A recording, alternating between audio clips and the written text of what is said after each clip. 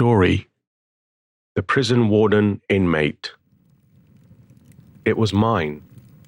All 100 acres of Record Correctional Facility. The cages, the concrete, the population of inmates. I owned them all, and they knew it. It was ticking along smoothly until that blasted bitch came to visit 427-Alpha-8. Warden Deacon said.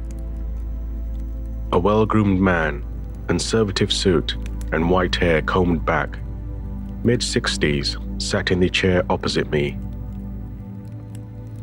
Prisoner 427-Alpha-8 was a redwood of a man, in for a 5-year stint handling stolen goods. The man was an idiot, but he kept to himself, so I let him be. That was until this quaint number with long pins would come and visit him every week. She even had the guards on side. I just had to know why she loved this man. It was off. Something did not smell right. Her with him? No. I have watched inmates for over 40 years, and I could spot a con a mile away. I'm for damn sure was not going to let them do anything in my house. Warden Deacon smiled. I got a female guard to strip search her as I watched on the monitor. Warden Deacon licked his pearly white teeth. Didn't faze her one bit, gatekeeper. She just kept on coming despite being stripped each week for the guard's pleasure. Around this time, I would permit the black mist to enter the house. It would roll in, coiling and spinning, emanating clicks as it moved, filling up the back of the lounge, taking care not to get too close to the armchairs and the fireplace. But there was none today. The black mist had been a little apprehensive after I incinerated parts of the forest beyond the chasm. I could insist it joined us, but I preferred to let it stew. I smiled as I looked at Mortimer, who, despite being the size of a timber wolf, was coiled up on his rug with his head on his paws. His paws were the size of my hands. He watched Warden Deacon. Above him, on the arm of my chair, Hamish, a ginger cat, rested. Aware and asleep at the same time. You like pets? I had pets, over 800. They all remained in their cells until I said otherwise. They ate, slept, exercised, and worked when I said they could. And if one of them got out of line and made an example of him, Inmate 427-Alpha-8, Linus Johnson. I had his cell tossed. It was pristine. The man knew how to keep a good cell, but contraband was found as I knew it would be. That was another 2 years at my pleasure. He still wouldn't talk, so I had him shanked. You'd be surprised what prisoners do to each other for a little currency. Slice, right on the side of his stomach. Warden Deacon gestured to his fingers from his hip to his ribs. That got him 3 weeks in the infirmary, and he still kept his mouth shut. The only thing he would say was that he was doing me a favor. The brass ones on this man. He was doing me a favor? I owned him. Who is he to think he has something I want and can't take? Linus needed to be taught a lesson, a big lesson. I let him go about his business as usual for a few weeks. Let him think it's all over as I thought on what to do next. Take away his hope. I turned to find his woman, blonde hair tied up, stood in my office. She was wearing a cream suit. She stood there, like an angel. Who are you and how did you get in here? I asked her. The door was open, Warden. I looked behind her and noticed that the door was open. I could see my assistant's desk. She was not there. You know who I am, Warden. You've been watching me on your monitors, the woman said. Fiona? Fiona, where are you, damn it? There is a woman in my office, I shouted. It's gone past 6. Fiona's gone home for the day. I can come back another time to discuss Linus Johnson, if you prefer. She looked at me, something off. I gestured to the chair. She sat down, crossing her legs in front of me. Linus Johnson is a good man. Leave him be. 427-Alpha-8 will be here for a few more years. Possessing contraband is a serious offense. I have to keep an eye on him. The woman smiled at me. I'm the reason you are giving him a hard time, so I'll tell you about me. I know Linus through the Trinity Foundation. We help secure money for his son's heart surgery. I like to keep tabs on my patrons, so I came to visit him here to see if I can be of further assistance. She uncrossed her legs and then casually swung one over the other, the opposite way. Warden Deacon touched his fingers together. He looked at the fireplace.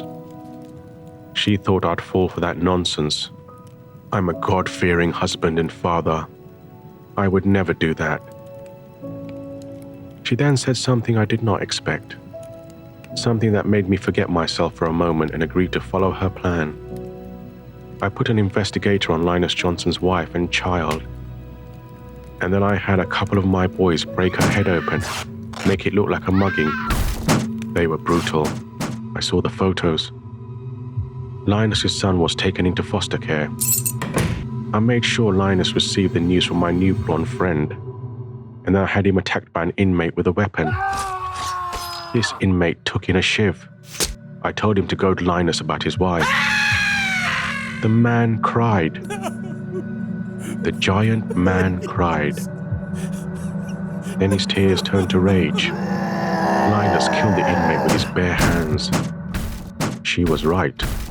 All his pent-up rage, along with the news of his wife and child, drove him over the edge.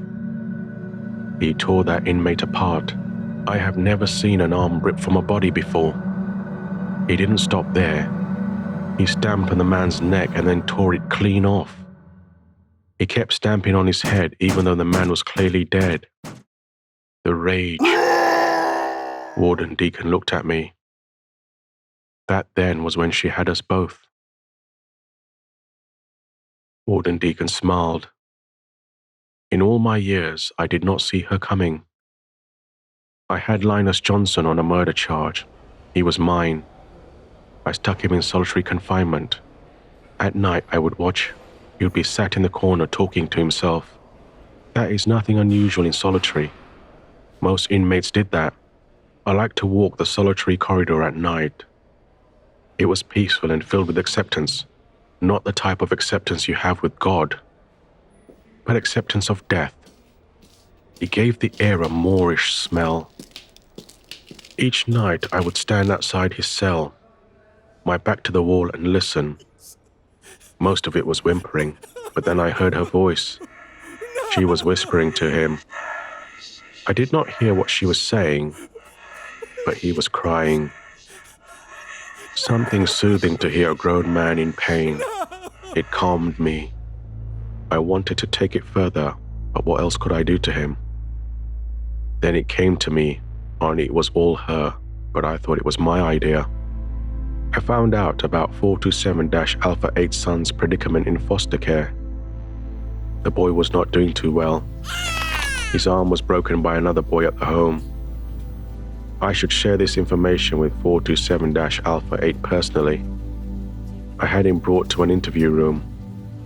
I had the camera switched off and sent the guards on a coffee break after they had shackled him to the pin on the floor and the other on the table. I asked why he was not receiving visits from his blonde friend anymore. He looked at me. His eyes did not blink. I told him about his son. He did not blink. I informed him about his court date. He did not blink. I told him how he belonged to me until he died, and he was never leaving my prison. He blinked. He shook his head and roared. His eyes filled red. They became slits. Teeth sprung from his mouth, sharp, gnashing like a pit bull. His fingers extended to sharp talons. With one drag, he ripped the table in half. I stood up and ran to the door, but I felt a swipe straight down my back, head to toe. The rest was darkness. Now I am here, in your prison, gatekeeper. Warden Deacon gestured to my lounge.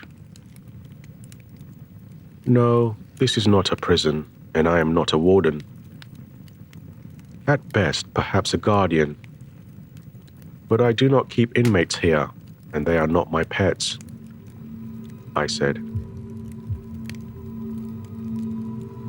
I never did learn that blonde woman's name. Alice Trinity, I said. I have seen many of her clients come through my house.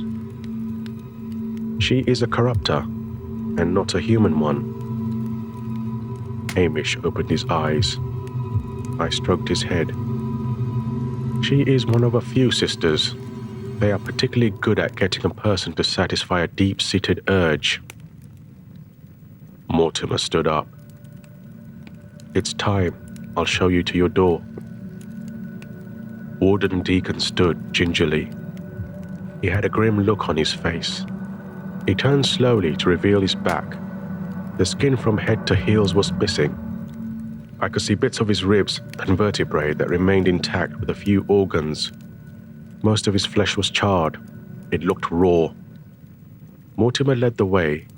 Warden Deacon followed, slowly shimmying, wincing with each step. Bet you're thinking, I'm getting my comeuppance. Well, I'm a God-fearing man, and he will not see me led astray. I smiled. Did you ever consider that just maybe he sent you here?